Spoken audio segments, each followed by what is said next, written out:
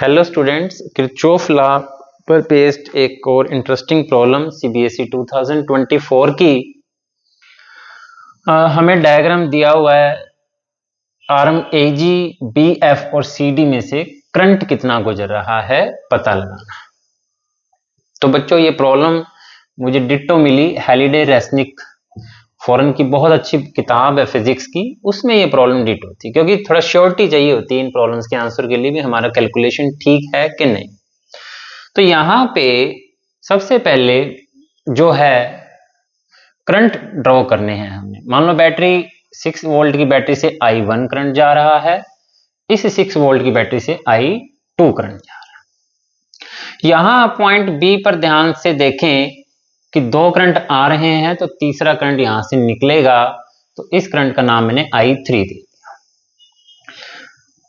क्योंकि सारे करंट एक पॉइंट की तरफ एंटर नहीं कर सकते, कोई एंटर करेगा तो किसी को लीव करना पड़ेगा। तो ये करंट I3 बैटरी 3 वोल्ट की तरफ जा रहा है। I2 करंट 6 इस बैटरी से निकल रहा है, I1 और I3 इस तरफ से जा रहा है। आपकी मर्जी है, क्लॉकवाइज चलें, एंटी क्लॉकवाइज चलें, कोई दिक्कत नहीं।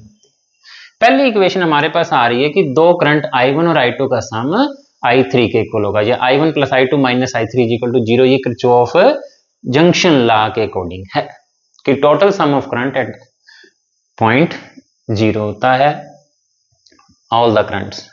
सेकेंडली हम A B F G A loop में देखते हैं। A B G F A loop में क्या होगा, यहां से चलते हैं anti clockwise. 4 into I2 plus का, मैं यहां से चला हूं ऐसे, 4 into I2 plus 2 into I3।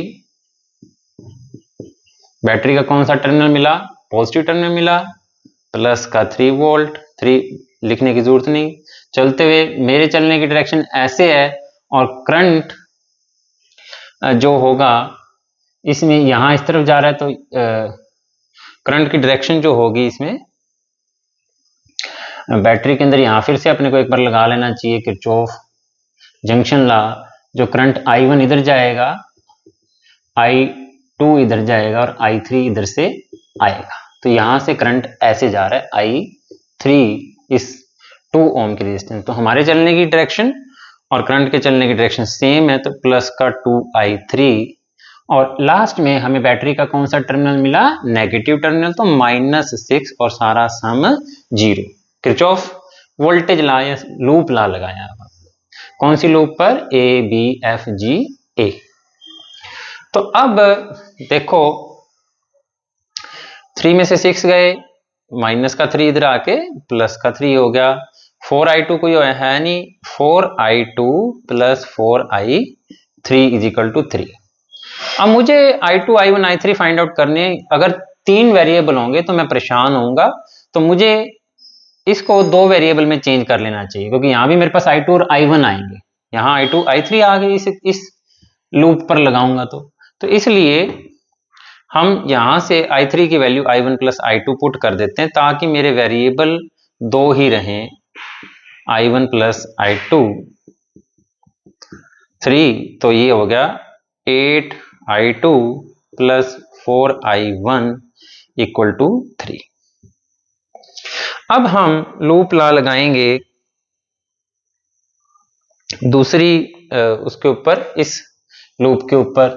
तो यहां पर जब हम चलेंगे यहां से, तो 2I1, और यहां से इस रजिस्टर से करंट कितना जा रहा है, I2, और करंट के चलने की डायरेक्शन ऊपर की तरफ है, हम नीचे की तरफ जा रहे हैं, तो -4I2। बैटरी का कौन सा टर्मिनल मिला अपने को, प्लस का 6 वोल्टेज। फिर हम इधर गए, हमारे चलने की डायरेक्शन यही है और करंट के चलने की डायरेक्शन भी है, तो प्लस 2I1 इक्वल टू, फिर बैटरी का नेगेटिव टर्मिनल मिला -6 इक्वल टू 0। तो 2I1 प्लस 2I1 4I1 हो जाएगा, -4I2 हो जाएगा, 6 से 6 कैंसिल हो गया, इक्वल टू 0। यानी कि दोनों टर्मिनल में से जो करंट निकल रहा है 6 वोल्ट वाली बैटरी में से इक्वल निकल रहा है, I1 इक्वल टू I2 है। अब I1 और I2 है कितना, अब हमारे पास ये इक्वेशन हेल्प करेगी। तो 4I2 हो जाएगा, ये हो जाएगा 8I2 plus 4i2 equal to 3, चाहे आप i1 पुट कर दो, कोई दिक्कत नहीं है। तो ये सॉल्व करके आ जाएगा 12i2 is equal to 3, i2 is equal to 3 by 12, 1/4 0.25 ampere. ये करंट कौन सा है? ये वाला करंट भी कितना होगा? 0.25 एम्पियर। अभी कौन सा करंट रह गया हमारे पास? i3 करंट रह गया बच्चों। i1 और i2 दोनों 0.25 तो इन दोनों का सम क्या हो जाएगा? i3 की वैल्यू क्या हो जाएगी? दोनों को जोड़ दो, i1 और i2 को। 0.25 प्लस 0.25 इज इक्वल टू आ जाएगा 0.5 एम्पियर।